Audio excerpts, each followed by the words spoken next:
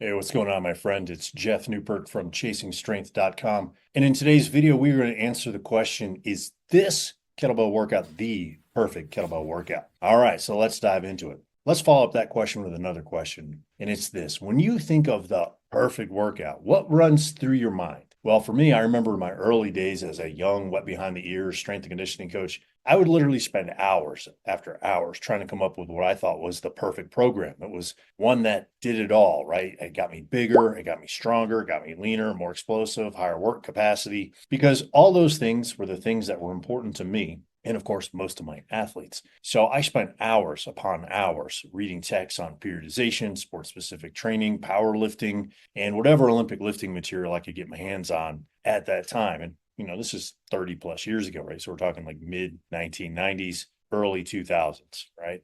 In fact, I even remember farming it out, as you call it, and using a certifications model, which actually looked great on paper. But honestly, it failed to produce meaningful changes in our clients, my private personal training clients' physiques. And so it is with kettlebell workouts, right? On one hand, we have the minimalists, the 1 to 2 exercises per training session. And full disclosure here, I often default to this crowd, and I'll explain why in a moment. And on the other hand, we have the what I call the kitchen sinkers, right? These are the guys and girls who do 16 exercises per workout group, right? It's reminiscent of bodybuilding workouts back in the 80s and 90s, right? So if we put a chart up here, we'll put this chart up here. On one side, we've got minimalists, and here are some programs that represent the minimalists. One side is Simple and Sinister and the Giant. And then on the opposite side of the spectrum, we have the kitchen sinkers, right? And these are what I call Instagram or IG influencers, all right, and folks on Reddit. Now, here's another question for you.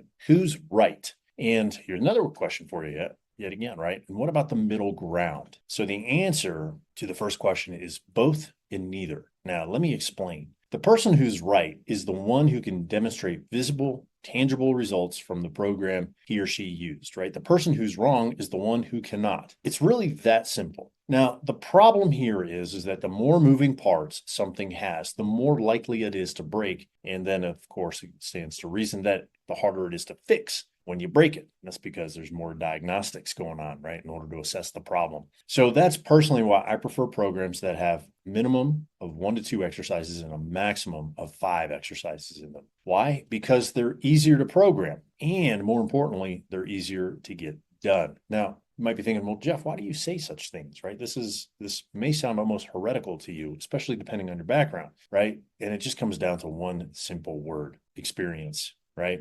I have been doing this stuff a long time, as much as it pains me to say that, right? So I have been training people professionally since 1993. I've been slinging the kettlebells around since 2002, January 2002. So I want you to picture this with me, okay? You get home late from work. Worse, you brought work home with you, and it's workout night, right? If you have kids, you know how this goes, because on these particular nights, the kiddos always need extra attention, and more often than not, there's some kind of extra drama. Now, which is easier to do? A, knock out 20 minutes of 1 to 2 exercises, or B, complete 5 to 6 exercises in the next 45 to 60 minutes. Okay. Now here's the follow-up question. Which one of these is more likely to get done? A, exactly, right? That's my point. And admittedly, this gets harder to do the more mileage you have on your body, simply because it takes you longer to warm up and get going for these workouts, right? So if you have a long warm up and a long workout, it's much more likely for you to skip the whole thing, right? As opposed to a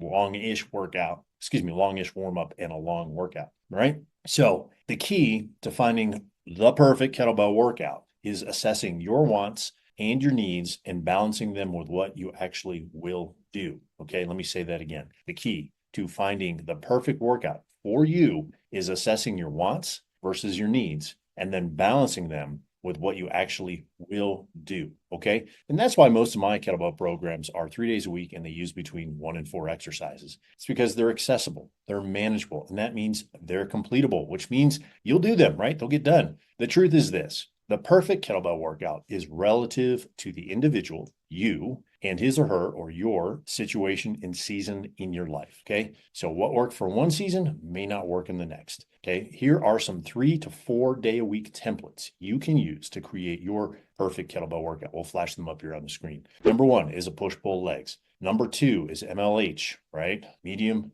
light, heavy. Okay, number 3 is you're going to alternate grinds, ballistics, grinds, and ballistics. Number 4, ballistics on the minute or OTM. Number 5, put together some strength circuits. Number 6, strength, power, endurance. Number 7, strength, hypertrophy, power. Now, hopefully these 7 little templates will get you going. Now, what if you don't have the time or the energy or even the desire to design your own perfect kettlebell workout program? Well, I will leave links in the video description below to some of my best full-blown 9 to 20 plus week kettlebell training programs that you can use starting today to put your mind on autopilot, right? And be able to visibly measure your results from your training. In other words, you will see yourself get leaner. You will measure yourself getting stronger. In other words, you'll be using the same kettlebell for more reps or a heavier kettlebell for the same number of reps. You're going to get more muscular and you'll get better conditioned. So I'm pretty sure you will find your perfect kettlebell workout somewhere on that list. Hopefully you found this video helpful. If you did, click the like button, smash the subscribe button, share it with a friend or family member or somebody you know who needs some help getting back on the workout wagon, and leave me your comment in the comment section below. All right, until next time, my friend, stay strong.